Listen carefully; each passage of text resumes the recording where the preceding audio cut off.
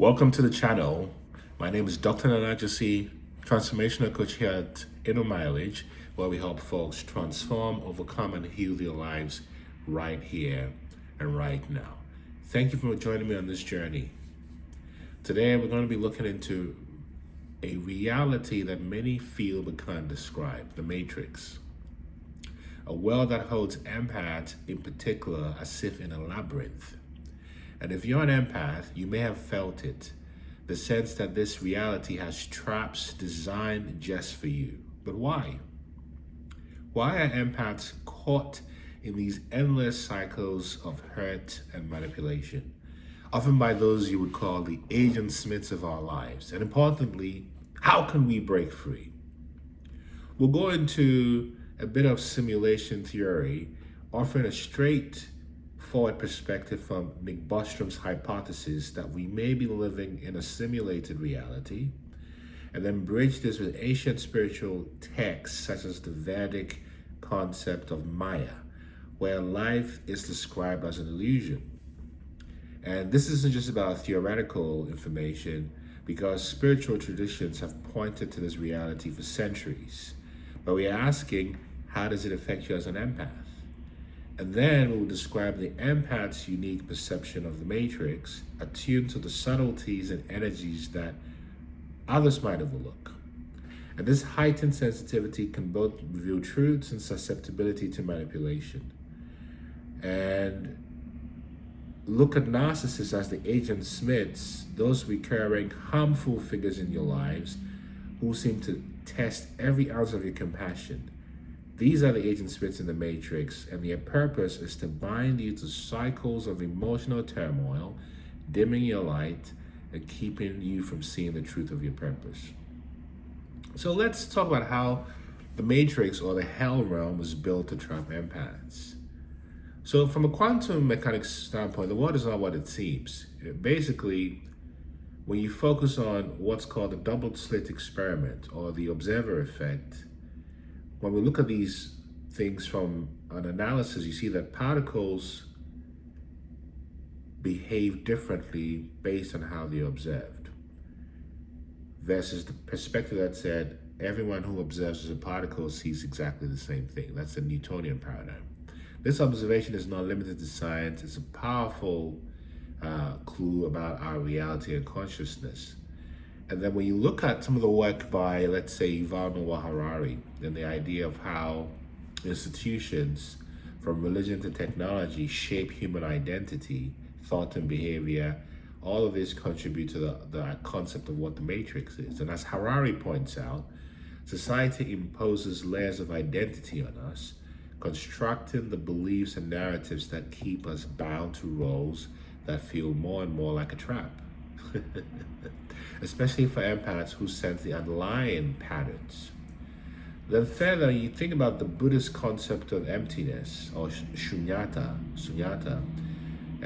It's about recognizing the emptiness of our identities, our attachments, and the freedom from these illusions bring freedom from the Matrix. So when we speak of emptiness, it's not about a void, but it's about liberation from the constructs that limit us. And this understanding becomes very key to breaking free. Further, when you think about the Hell Realm, what the narcissist does is to create cycles of fear, doubt, and pain. And because they are loved ones or people we trust, we confide in them, and they weaponize our fears, triggering doubts and insecurities that keep us tethered to the emotional realm, because there's no peace of mind, there's stress, and therefore when there's stress, there's turmoil. And when there's turmoil, we are manipulatable and controllable as empaths. So think about narcissists as some forces of the Matrix and how they target empaths.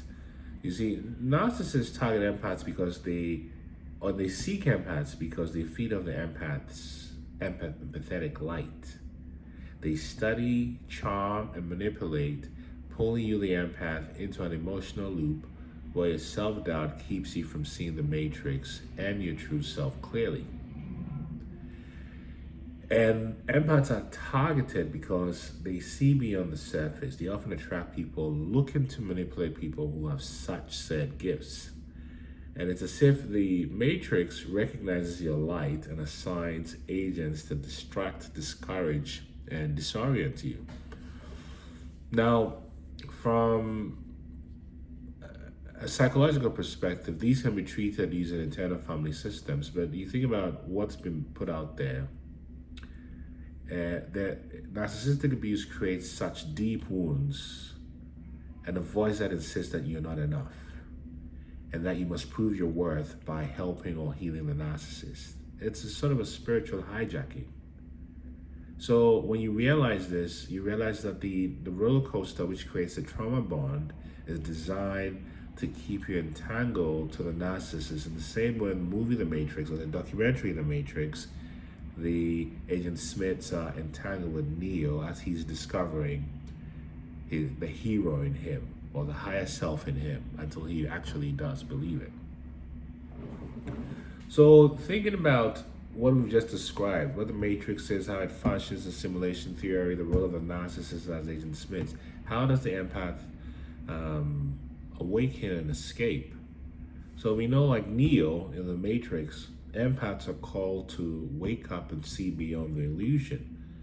And yes, the illusions around us are matter and solid, but it's to see through it so one is not encumbered by them, but one can work with them with consciousness and awareness. And to understand that the cycles that you're caught in as an empath are purposeful, but also escapable. Just like the Fundamental Truth shows in Buddhism shows us a way out of suffering, right? So there is a way out.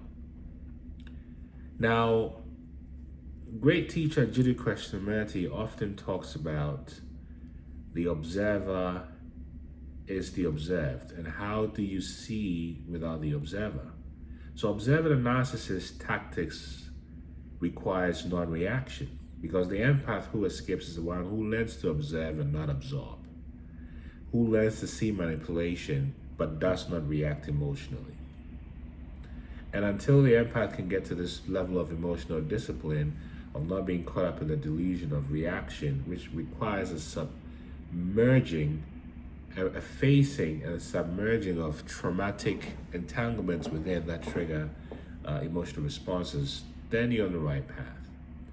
And it requires self-awareness and having boundaries. In fact, notice when the narcissist tries to pull you in, observe your reactions without responding. With time, as you begin to separate energetically, it creates a shield between you and your previous unhealed selves susceptibility to given narcissistic supply based on the triggers and manipulations of the narcissist. So you see that like a hologram, each empath holds the entire universe within them, and with awareness can break the matrix's hold. It's actually how powerful you are, but you cannot discover this until you've gone through great pain in most cases, not every case, but in most cases. So what's the impact of being able to escape the hell realm? So you think about the final stages of the hero's journey in Joseph Campbell's work. Breaking free isn't just an escape. It's the beginning of living in alignment with your true purpose, your true empowerment, healing, and then all things being equal, helping to lead others to freedom because you've done it yourself. And this is the same journey that great figures like the Buddha, Gandhi, Martin Luther King Jr. and others went through.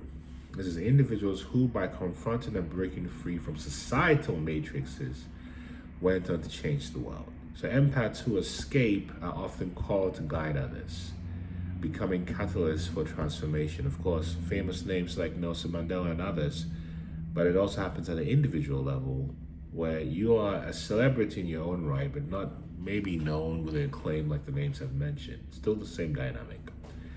And when you realize this, you realize that all your pain becomes an alchemy for transitioning to power.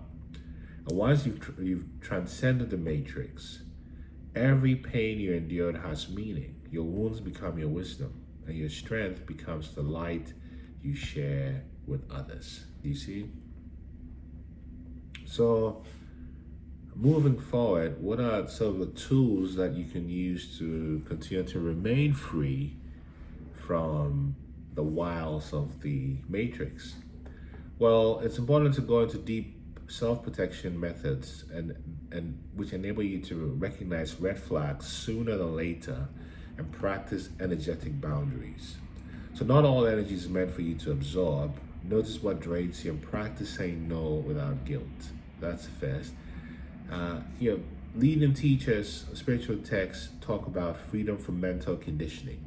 So true freedom, for example, as Jiddu Krishnamurti points out, is living without a framework. It's refusing to let the narcissistic societal framework or trauma dictate your actions. And you also realize that in the observer effect, you are not merely an observer, but a creator in this matrix. So the act of awareness changes your experience totally. Type transform if this sounds like you, if this resonates with you, share it widely, and remember, there's no one like you.